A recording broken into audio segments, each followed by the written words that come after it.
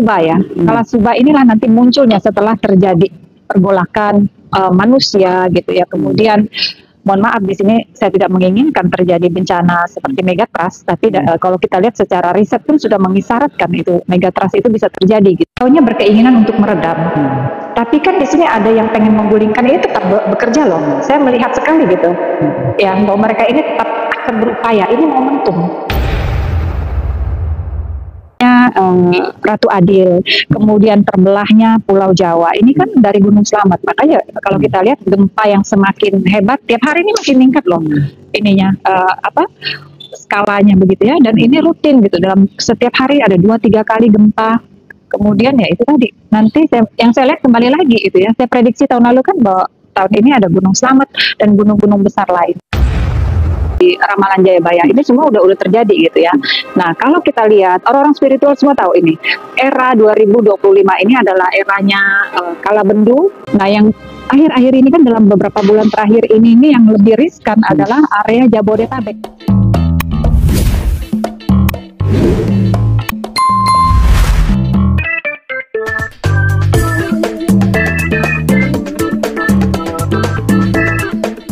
Pasti tahu ya situasi saat ini kan kalau kita lihat Ramalan Jayabaya.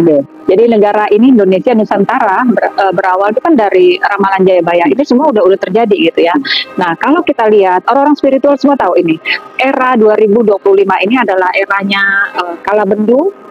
Kalabendu ini apa? Kalabendu itu adalah era di mana ya suatu sistem yang chaos, ekonomi yang runtuh, lapangan pekerjaan susah, kemudian orang cari uang susah, manusia saling menzolimi, pemerintah di sini tidak berpihak kepada rakyat. Ini memang sudah memasuki era Kalabendu dan tercatat di dalam Ramalan Jayabaya. Nah, peristiwa ini Kalabendu ini berbarengan juga dengan peristiwa alam. Kalau kita lihat Mas Agung pasti tahu ya kayak apa di Ramalan Jayabaya ini kan ada tentang Nusantara, bukan Nusantara, Pulau Jawa terbelah jadi 2. Nah, kalau kita lihat saat ini kalau rajin ya mengikuti perkembangan gitu ya dari BMKG ya, gitu kan pasti ada notifnya hampir tiap hari terjadi gempa. Nah, yang akhir-akhir ini kan dalam beberapa bulan terakhir ini yang lebih riskan adalah area Jabodetabek.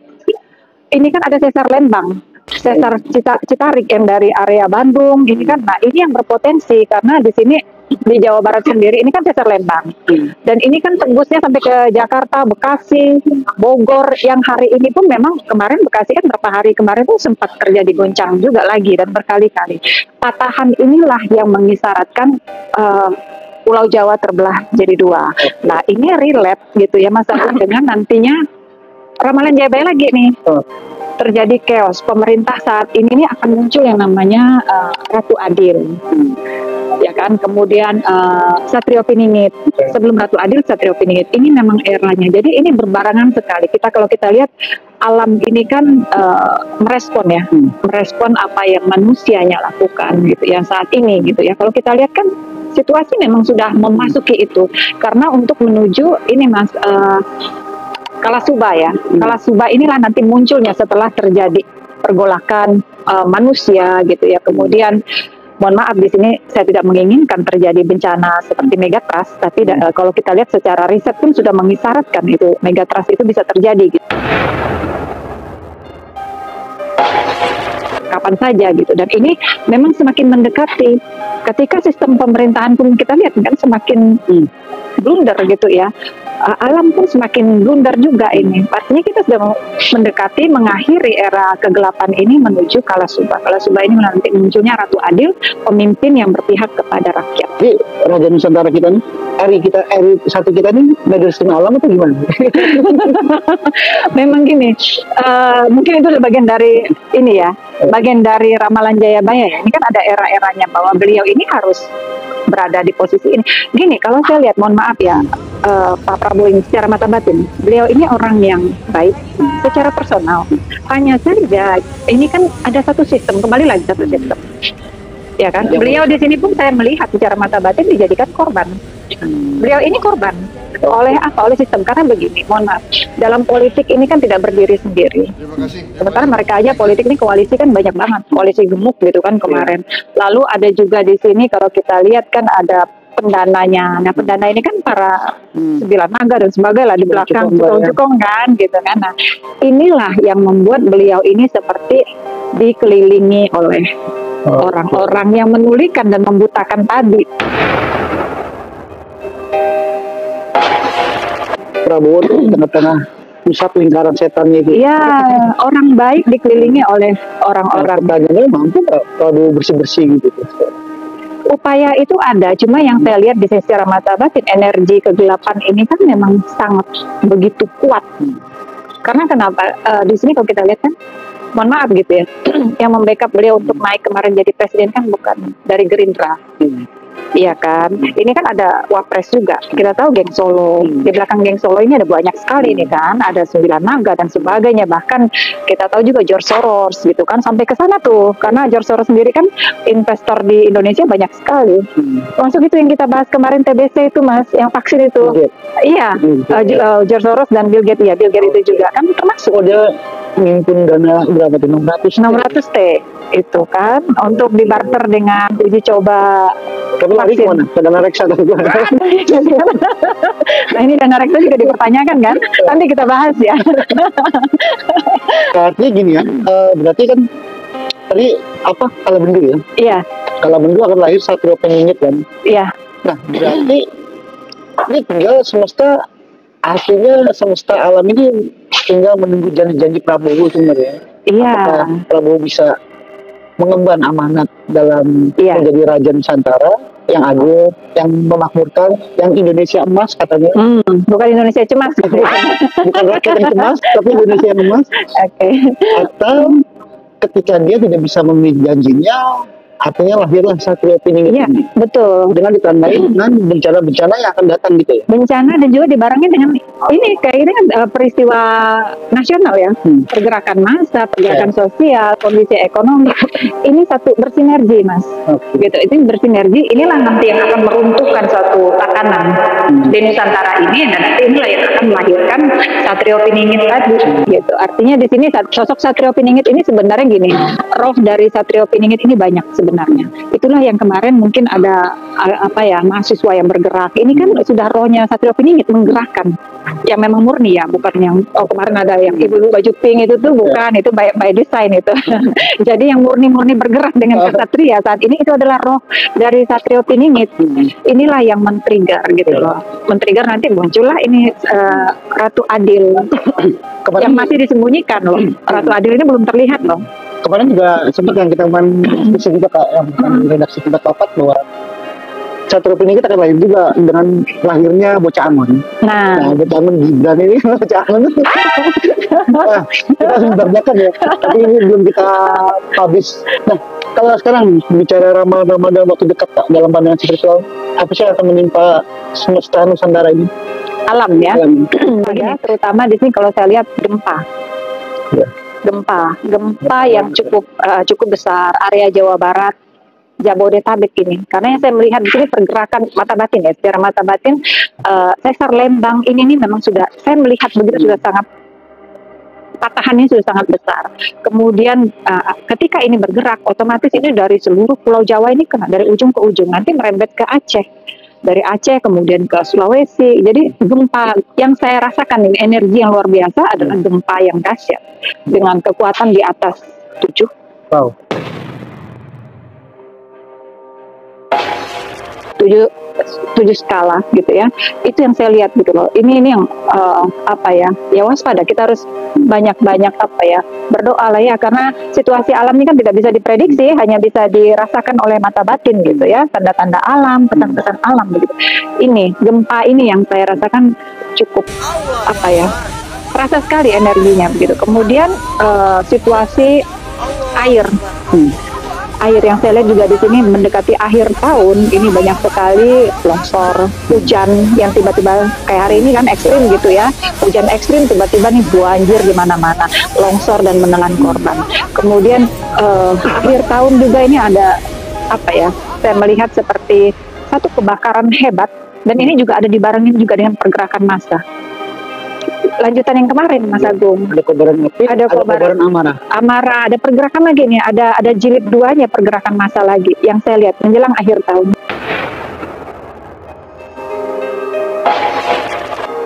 Gitu. Ini tergantung dari sepak terjangnya Pak Prabowo ya. Kalau misalnya ini kobaran api itu tidak akan terpecik lagi gitu ya. Iya.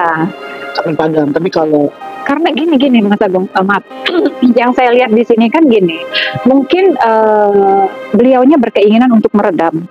Tapi kan di sini ada yang pengen menggulingkan, ini tetap bekerja loh. Saya melihat sekali gitu, ya bahwa mereka ini tetap akan berupaya. Ini momentum yang masih bisa dikendalikan. Nah inilah sejauh mana nih orang-orang kepercayaan, karena saya lihat sendiri orang-orang kepercayaannya beliau ini pun orang-orang yang diragukan frekuensi dan energi serta auranya gitu kan, pembisiknya itu gitu. Karena kemarin juga saat membentuk kabinet kerjanya kan juga Pak Prabowo tuh nggak di lingkaran dalam orang-orang setia sebenarnya. Tapi orang-orang potongan roti semua. Iya kan. Jadi gini, kalau nggak usah jauh-jauh, kita lihat aja dalam kabinet. Ini kan masih bawaan yang lama. Ya kan, dari presiden yang lama. Seharusnya kan independen nih pilihan beliau. Kenapa harus pasang mayoritas dari yang lama, dari Pak Jokowi? Dan ini yang akhirnya dilengsarkan hari ini kan orang-orang dari periode lama. Wow. Iya kan, artinya di sini beliau mulai menyadari siapa nih. Berarti dikit lagi Menko Polhukam sama apa Kapolri. Nah iya kan, ini makanya kan ada reformasi Polri kan itu juga tanda-tanda itu gitu. Ya. Gitu. Tapi situasi gempa Kak. Iya. Nah kalau gunung-gunung atau mungkin ada hal apa yang dilihat mata batin? Gini, otomatis ya kalau gempa terjadi di bawah bumi ini kan terjadi pergeseran ring fire kan, otomatis lah kalau ketika ada trigger gempa besar hebat, otomatis gunung-gunung Merapi juga akan merespon. Nah waktu beberapa waktu yang lalu kan saya sudah meramal bahwa Gunung Slamet. Sementara kembali lagi dalam ramalan Jayabaya, Gunung Slamet ini sendiri kan suatu titik tanda, gitu ya, titik tanda terjadinya perpecahan di Republik ini, lahirnya Ratu Adil, kemudian terbelahnya Pulau Jawa. Ini kan dari Gunung Slamet. Makanya kalau kita lihat gempa yang semakin hebat tiap hari ini makin meningkat loh ininya skalanya begitu ya, dan ini rutin gitu, dalam setiap hari ada 2-3 kali gempa. Kemudian ya itu tadi, nanti yang saya lihat kembali lagi itu ya, saya prediksi tahun lalu kan bahwa tahun ini ada Gunung Slamet dan gunung-gunung besar lain ke-trigger dari gempa. Berarti ini ada pesan alam lah ya. Iya. Yang harus kita baca sebenarnya. Iya. Dan situasi rakyat yang lebih cemas, ini mungkin ada wabah atau apa yang mungkin kakak lihat? Gini, kalau wabah sih saya melihat tidak, cuma dampak ya dari ekonomi. Ini kan MBG juga jadi wabah nih, di mana-mana. Kita ngelantur kemana-mana. Ya kan, ini wabah juga nggak sih? Gitu. Kalau wabah gini, kalau wabah kita masih terkait penyakit-penyakit lama, gitu ya. Kalau wabah enggak, saya nggak melihat ada wabah yang benar-benar, paling sebatas mengulang lagi penyakit yang sudah ada, COVID, tapi ini kan memang sudah bisa teratasi gitu. Yang kayaknya baru-baru diangkat ini dan sebenarnya penyakit lama ini kan TBC, tapi ini kan berkaitan juga dengan misi Bill Gates itu. Agenda ada udang di balik batu juga. Ada yang disembunyikan juga. Di balik itu ada 600 T itu kan. Nah, bicara kekeosan kita, tadi kan kesan ada kebakaran api, dan sekarang kita merasakan dampak fenomena mungkin kelangkaan BBM, terus harga-harga pokok, harga-harga kebutuhan yang bagi rakyat kecil malah terbatas, tapi kebutuhan-kebutuhan harga-harga orang-orang kaya malah banyak, tas-tas branded ya. Iya. Sekarang beras malah dikit, saya minyak goreng lain semua, tapi yang branded kebutuhan orang kaya malah banyak deh. Ini bagian dan tanda. Iya, begini. Ini kan memang kalau kita lihat kesenjangan ya, pergerakan massa ini kan dipicu adanya kesenjangan sosial. Ya kan, ketika ekonomi ini terjadi kesenjangan, ini kan compang banget itu tadi kan. Yang branded ya branded, kemudian rakyat bawah ini beli beras aja sekarang ketengan gitu loh. Ini kan miris sekali gitu ya. Ini merupakan tanda-tanda alam. Ini saset ya, beras saset ada. Kan? Orang beli kan, nggak ada kan? Minyak aja sasetan kan? Minyak sasetan ada loh. Ada ya? Yang bakal minyak bakal. Belum lagi oplosan, beras oplosan ada, minyak oplosan ada. Indonesia nya serba oplosan gitu. Jadi gini, Mas Agung, BBM naik, satu aja dinaikin, BBM terutama, karena kan semua diangkut dengan BBM. Ya, bahan pokok nih kalau iya kan BBM naik, otomatis harga beras naik, sayur mayur naik, minyak naik, karena untuk ngangkut. Ya, instrumen penting. Nah, iya. Minyak tuh instrumen penting. Makanya dimainkan itu, dibikin langka, gitu. Dibikin langka, otomatis semua langsung naik, telur apa semua ikut naik. Padahal ini juga selama ini beras udah naik gitu loh. Nah, jadi tadi kan kakak juga sempat ngobrol juga sih bahwa di mata batin kakak udah melihat bahwa inflasi itu sudah terjadi kan di depan mata kita. Sudah saat ini cuman kita masih belum speak up sebenarnya. Nah, mungkin kakak melihat gimana sih kondisi ekonomi yang sekarang inflasi ini lebih parah nggak? Lebih parah sebenarnya. Gini, kalau kita lihat ya dari tahun-tahun sebelumnya gitu, 98 lah contohnya, atau kemarin COVID gitu ya. Kemarin COVID itu lumayan gitu ya. Tapi ini kan justru semakin parah. Nah, seharusnya ini kan gini, begitu terjadi pergantian di dalam kabinet ini kan, kemudian ada pergerakan, harusnya kan ekonomi bertahap stabil. Tapi hari ini kita lihat langka minyak, beras naik, semua ikut naik. Artinya tidak ada jawaban dari rakyat yang mendemo kemarin. Gitu. Inflasi ini sudah terjadi dan ini ke depan pun akan semakin parah.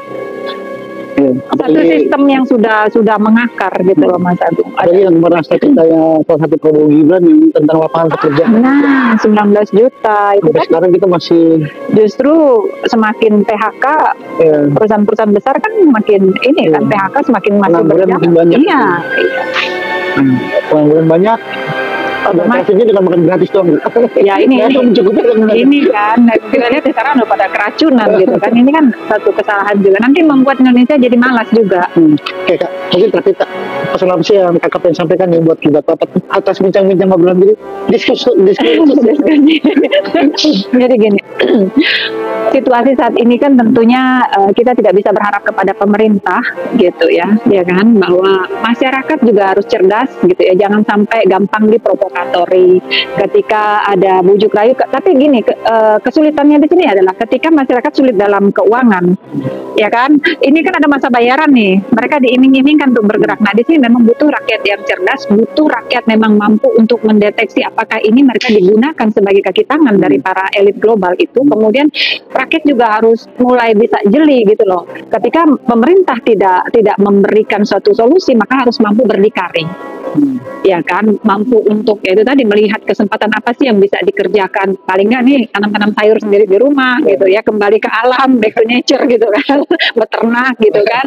Kemandirian tanam. Iya, harus mulai begitu gitu lah, harus mencari alternatif begitu. Kemudian tentunya juga mendekatkan diri kepada Yang Maha Kuasa, karena situasi semesta saat ini gitu ya semakin tidak menentu gitu kan, ada peristiwa-peristiwa yang akan mengancam banyak nyawa umat manusia gitu.